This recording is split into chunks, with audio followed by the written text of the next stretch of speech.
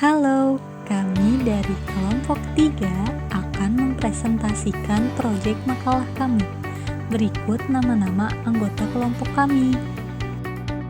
Judul pada proyek makalah kami kali ini adalah Sistem Pengendalian Manajemen pada Perusahaan Dagang.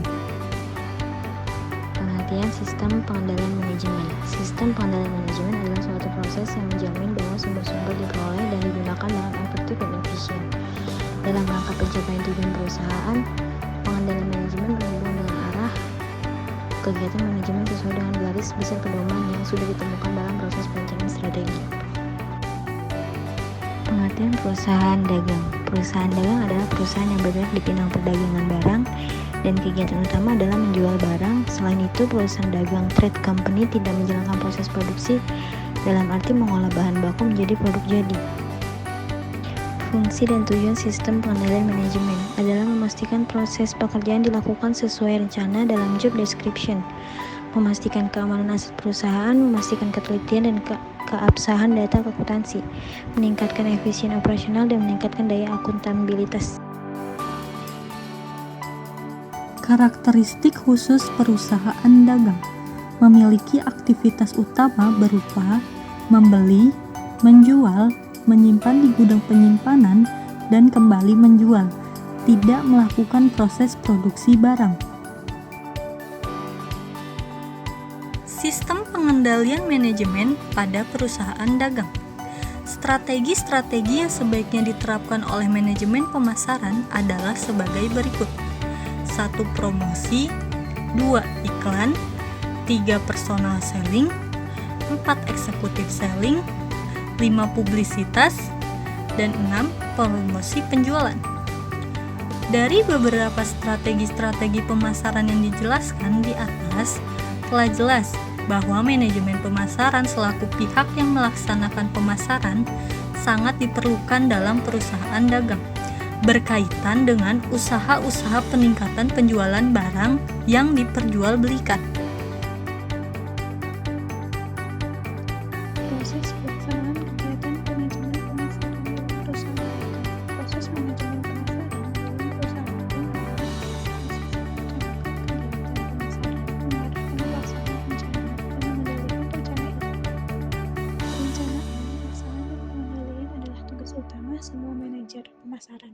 Pada dasarnya, manajemen pemasaran adalah berkelanjutan. Oleh karena itu, semua pekerjaan saling dikaitkan. Dalam pekerjaan perencanaan, para manajer menetapkan pedoman untuk melaksanakan pekerjaan dan merinci hasil yang diharapkan. Para manajer menggunakan hasil yang diharapkan itu dalam pekerjaan pengendalian, yaitu menentukan apakah segala sesuatunya berjalan seperti yang telah direncanakan. Kaitan antara pengendalian dan perencanaannya adalah sangat penting.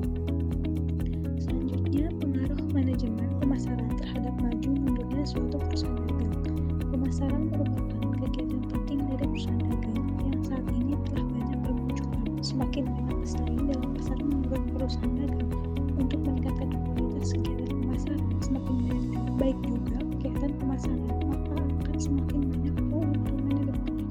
Dengan keuntungan tersebut, diharapkan perusahaan bersangkutan bukan saja dalam mempertahankan kelanjutan usahanya, tetapi juga dapat dikembangkan lebih besar.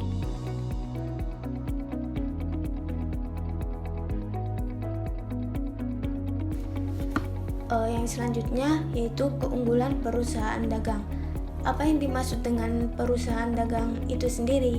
Perusahaan dagang adalah perusahaan yang kegiatan utamanya melakukan pembelian suatu barang untuk dijual kembali tanpa mengubah bentuk maupun fungsi dari barang tersebut.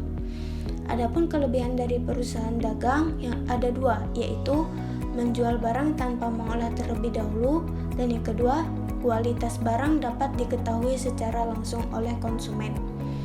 Dan ada kekurangan dari perusahaan dagang tersebut.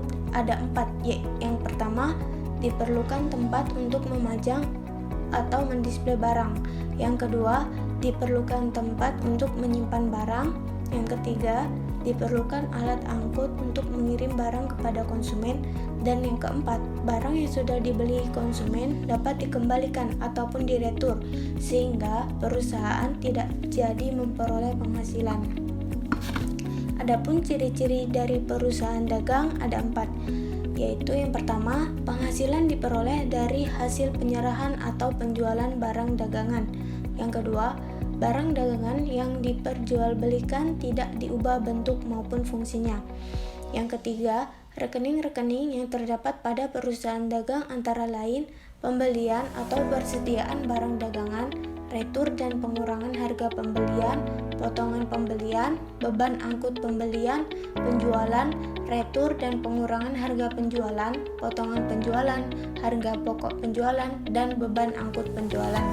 Dan yang keempat, beban usaha perusahaan dibedakan dalam 2 kelompok, yaitu beban pemasaran dan beban administrasi umum.